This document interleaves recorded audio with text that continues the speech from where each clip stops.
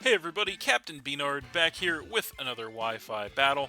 So today we have a battle against Law. So yeah, looking at his team there, looks to be very powerful, very meta-looking team. Looking at my team, it is the same one that I have been using the past few games here. So, what do I want to lead with in this one?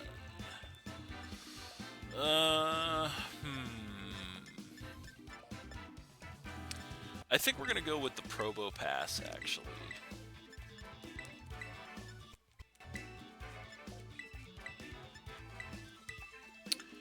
And we will see how that works out.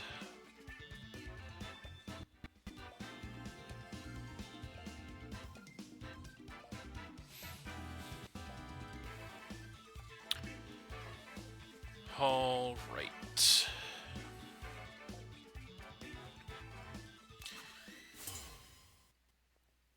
So, there he is. And it looks like he is going to lead with the Grimmsnarl as we led with the Probo Pass. So this is not too bad for us, actually. I think what we want to do right out of the gate here, this thing is probably just going to want to set screens on us. So I think what we want to do is we want to just go for the Volt Switch straight away here, so that's what we're going to do. This thing actually does go for the Taunt instead, expecting us to try to set hazards. So that actually works out pretty well for us as we go for the Volt Switch. I'm going to do some chip damage to this thing, not too much, but we do get the pivot out, which is nice. And off of that, I think we're going to want to come in here. What do we do? I think... Well, he doesn't have screens up yet. So I think what we do here is we actually come in with the Pheasantipity. So that's what we're going to do. So there it is.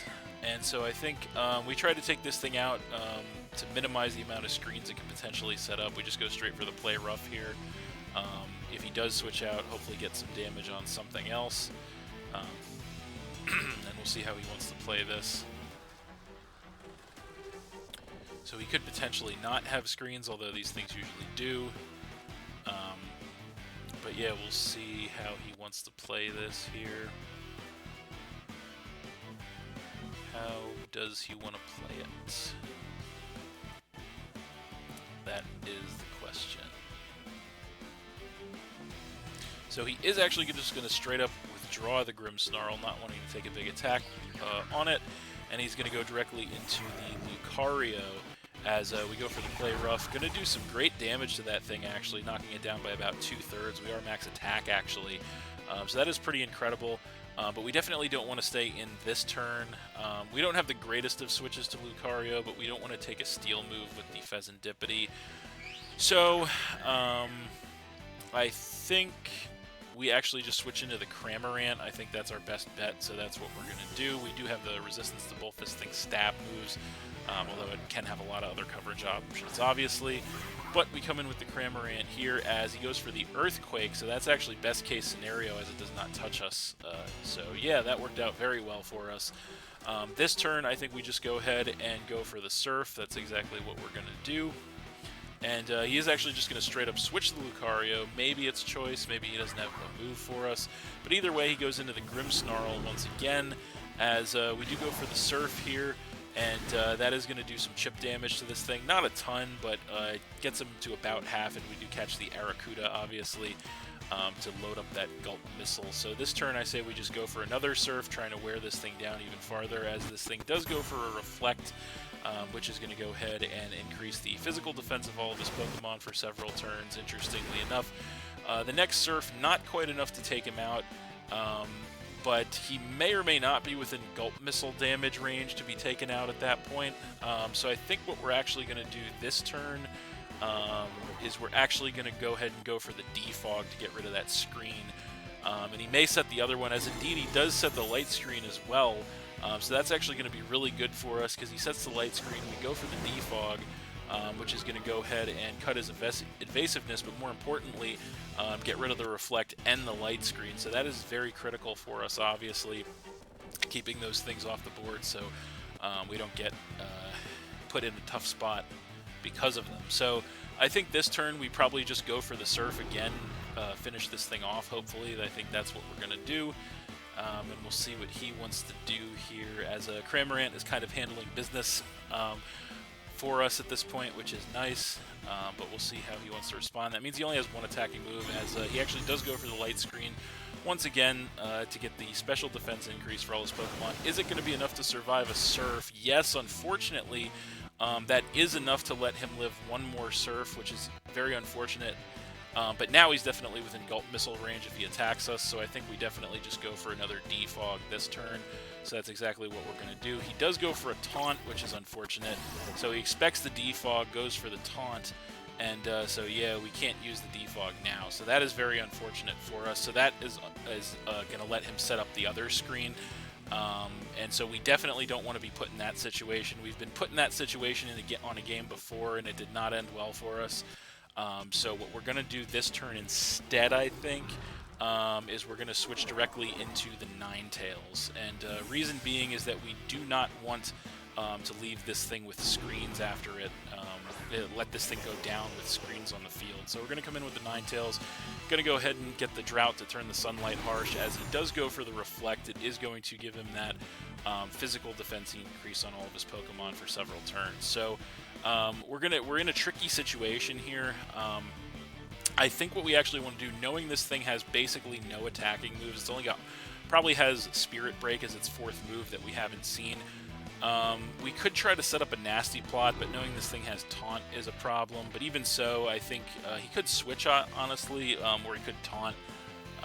So I think we're just going to test the water here and actually go for the Nasty Plot to try and burn some screen turns, as well as he does go for the Taunt, unfortunately, so that means we're not going to be able to go ahead and use the Nasty Plot. So that is unfortunate, but it kind of is what it is. The only good thing about this is we are wasting screen turns, which is going to be potentially beneficial for us, as he does have quite a few more turns left of all of these things. So I think what we want to do here now is we actually want to switch out once again with the Ninetales, and I think this turn, what do we want to switch into is the question. I think we switch to the Pheasantipity. I think that's the way to go, so that's what we're going to do. So there it is. And he is going to go for a Spirit Break, which is kind of fine. That's not going to do too much damage to us.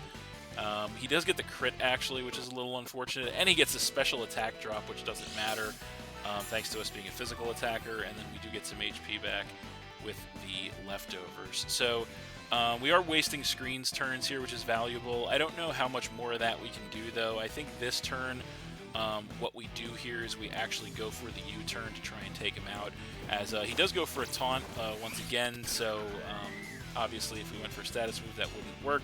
But we do go for the U-turn instead, and it is going to be enough to go ahead and take the Grimmsnarl out there and knock him down to 5. We do get the Pivot, so we're going to be able to choose what we want to come in here. Now, I think the best case scenario is actually going to be to choose the Cramorant.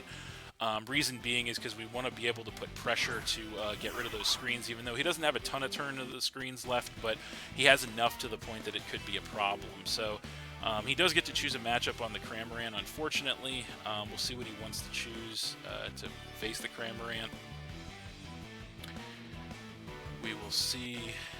It is going to be the Conkeldurr, so that's not great. The screens are still up, obviously. We should be outspeeding this thing, I think. How many more turns of the screens does he have? He has 2 more turns of Light Screen, 1 more turn of Reflect. I don't necessarily know if it's worth defogging, because the Reflect will be over.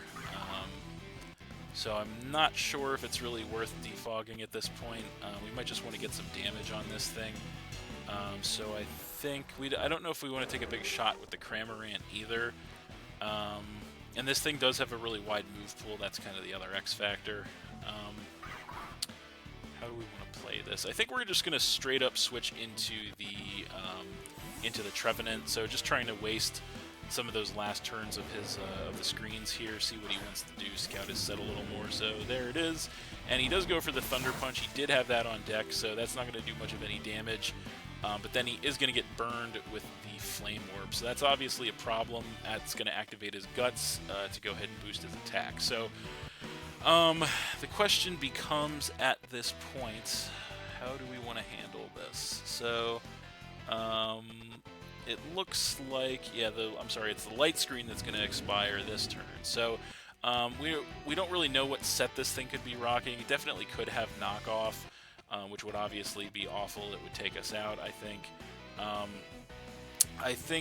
In an attempt to continue to waste screen turns here, what we want to do is, I think we want to...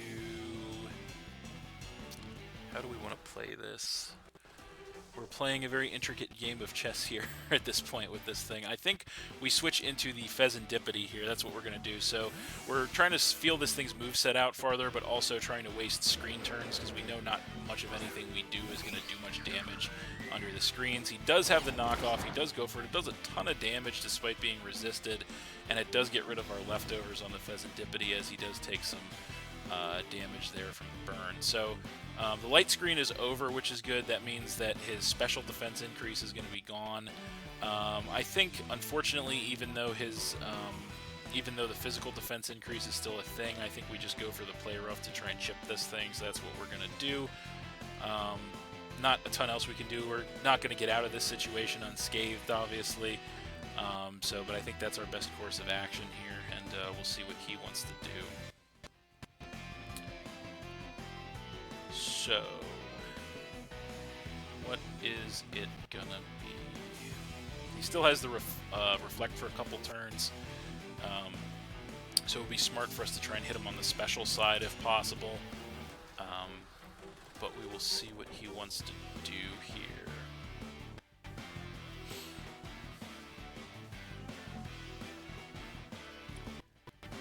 What is it gonna be? He is taking his time with this one, and so he is going to withdraw the Conkeldurr, interestingly enough. Doesn't want to take a big shot on it, and he's going to come in with the Lucario, actually. So there that thing is. We do go for the play rough. We actually do miss the play rough, which is very unfortunate. Not sure if it would have taken Lucario out or not, but would have done some good damage regardless, so that really sucks. Really sucks a lot there. So I think Pheasantipity's kind of on its last legs, but even so, we know that this thing can't do much to Cramorant, so I think we just switch into the Cramorant here, actually. That's going to be our move. So that's what we're going to do. I'm going to try to preserve the Pheasantipity. So switching in with the Cramorant here, as he is going to go for a Meteor Mash, and that does a ton of damage despite being resisted. And then we are going to go ahead and get some HP back with the leftovers. So unfortunately, even despite the fact that it's resisted and we are max HP, I still don't think we can take another one of those, which is crazy. But unfortunately, we don't have much of any choice here. So I think all we can really do is just go for the Surf here, so that's what we're going to do. He goes for the Meteor Mash. Unfortunately, he doesn't miss. We actually do take one. Cramorant takes one with 2 HP, goes for the Surf, and takes out the Lucario, knocking him down to 4. So Cramorant hanging on for us there. That first attack must have been an extremely high roll, like a max roll, as we do get some HP back from the leftovers. We also caught that Pikachu with the Gulp Missile there. So Cramorant, I underestimated it once again, and it really just pulled through for us there, which is incredible. So, and now, of course, we are locked and loaded as well with the Gulp Missile Pikachu. So, yeah, now he's going to go ahead and come in with the Jirachi. So, I think our best bet here is probably just to stay in and go for another Surf, so that's what we're going to do. He does outspeed us, so we'll see what he wants to do here. If he does take us out with a direct attack, that does mean that he's going to get hit with the Gulp Missile, which is going to be really good news for us, and it is going to kind of cripple the Jirachi. So we'll see what he wants to bring, or what he wants to do here. He is definitely thinking about it. and he is going to go for a Flash Cannon outright. That's obviously going to be more than enough from that range to take the Cramorant out, but he is going to get hit with the Gulp Missile, which is going to chip him down and paralyze the Jirachi. So that is actually really incredible for us. Cramorant getting one last shot on the way out there, which is incredible. We do go down to 5 there, but that's okay. That does set the stage for us to go ahead and come in with Ninetales. So we do that. We get the Drought to turn the Sunlight Harsh once again, which is great. And so, yeah, I think there's no reason for us not to just go straight for a Fire Blast, so that's exactly what we're going to do.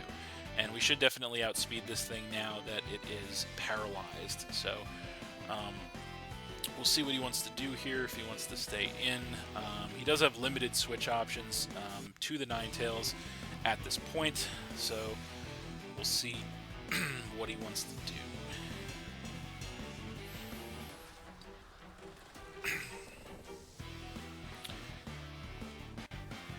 And he is once again taking his time, it looks like, to make that decision.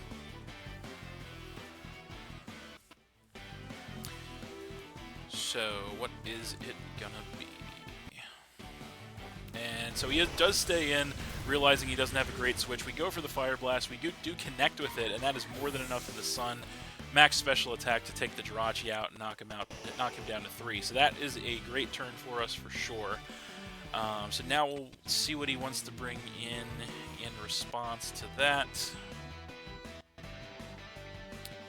So what is it gonna be? It is going to be the Cinderace. So that thing comes in. And so I think our best course of action here is probably just to go into the Pheasantipity basically as fodder. We don't want to take a big shot on the Ninetales, so we are just going to make that sacrifice play there. The Pheasantipity, unfortunately, is below half and doesn't have the leftovers anymore, so we do come in with that as he goes for the Pyro Ball, interestingly enough, and it is definitely enough to take the Pheasantipity out from that range, knocking us down to 4. So now I think is going to be the perfect opportunity for us to go ahead and come in with the Roaring Moon, so that's exactly what we're going to do. So there it is. We are going to get the Photosynthesis boost to increase our attack, which is great. And so he's got the Cinderace, the Conkeldurr, and the Ursaluna Blood Moon left. I think we probably just go for the Earthquake here. I think that's our play, so that's what we're going to do. We do outspeed him thanks to Choice Scarf. Earthquake incoming is definitely going to be enough to go ahead and one-shot that Cinderace outright and knock him down to 2. So that is pretty incredible for us. And we do still have some Sun turns left as well. So now we're going to see what he wants to come in with to face the Roaring Moon here. So what is it going to be? It is going to be the Ursaluna Blood Moon. So this thing is obviously an immense threat to us. Do we want to... I don't think we want to... Let's see, how many Sun turns do we have left? We still have a bunch of Sun turns left. I think we definitely switch out to reset what move we're locked into here. We're going to switch directly into the Probopass as we start to push the edges of the timer here, unfortunately. But we're going to see what he wants to do as we switch in with the Probopass here. He is going to go for the Moon Blast, so he has that on deck. Going to do not much of any damage to us. It does cut our special attack, which sucks.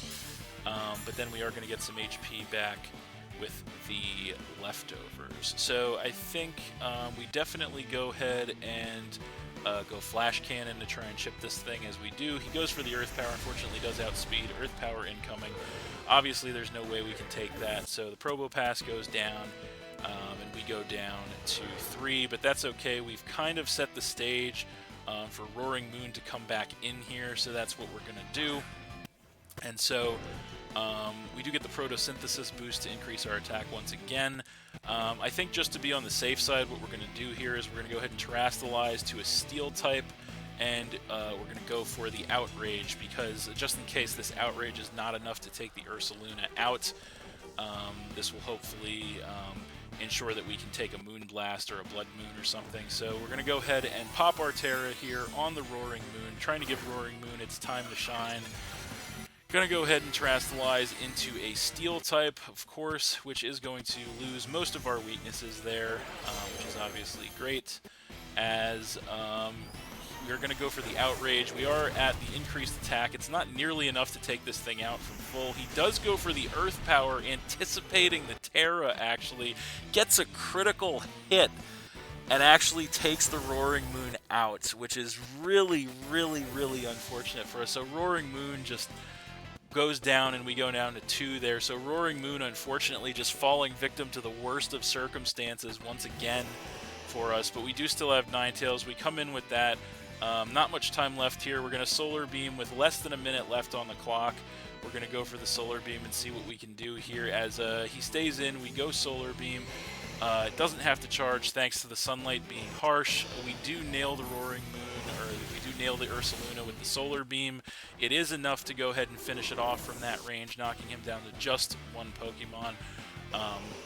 So this is coming right down to the wire here. His last Pokemon is going to be the Conkeldurr at nearly full. Comes in with that. We are going to go for the Fire Blast in the sun with less than half a minute. We go for it. We connect with the Fire Blast. It's not quite enough to take the Conkeldurr out. He goes for the Drain Punch. Ninetales actually hangs on with 1 HP, which is incredible in the red. He gets a bunch of health back, and the sunlight fades, unfortunately, as he does take some damage from the burn. And the timer is pretty much up at this point, as we just go for the Fire Blast again with seconds left on the clock. He does unfortunately have Mach Punch on hand, goes for it and takes the Ninetales out to knock us down to just 1 Pokemon, as he takes more burn damage there. So the timer is up, unfortunately. Our last Pokemon here is the Trevenant, which we do go ahead and come in with here. And so the timer is going to be over at this point. The battle is going to be over at this point. So we're just going to go ahead and click Horn Leech. But that is going to be it for the battle. And we are going to get the win there. On a technicality, we are going to get a 1-1 win there versus Law. So I can finally say that I fought the Law and I won. But aside from that, that was a great match. Very close, very competitive. Extremely hard-fought game there.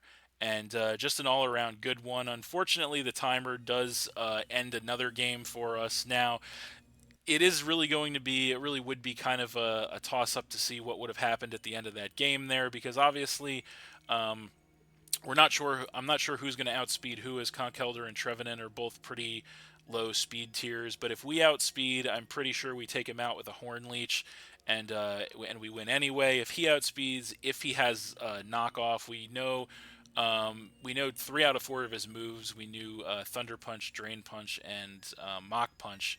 So we don't know his 4th move. If that 4th move is knockoff, I think if it's knockoff and he outspeeds us, we lose. If it's not knockoff, no matter whether he outspeeds us or not, I think we win. So kind of an open question, as the ties or the timer related games usually are, but we do technically get the victory in that one. So yeah, we'll take it. Since we take the technicality losses, we also take the technicality victories. But that's it. Thanks for watching again, everybody. Hope you all enjoyed. Please hit that like button, leave a comment, and or subscribe if you did enjoy, and stay tuned for more new videos in the future. Also, this is going to be the last match that I post with this team. I did have a lot of fun with it. It didn't quite turn out as well as I had hoped, although it still worked out relatively well for me. But as is always the case, I'm going to be putting it to the side, and next time I'm going to be coming out with a special episode of the Captain's Table, where I'm going to have some big announcements as far as future content here on the channel, what we're going to be doing, which is going to be something familiar, but I'll wait to the Captain's Table to go ahead and get into that. So stay tuned for that. That's it, and we'll see you next time.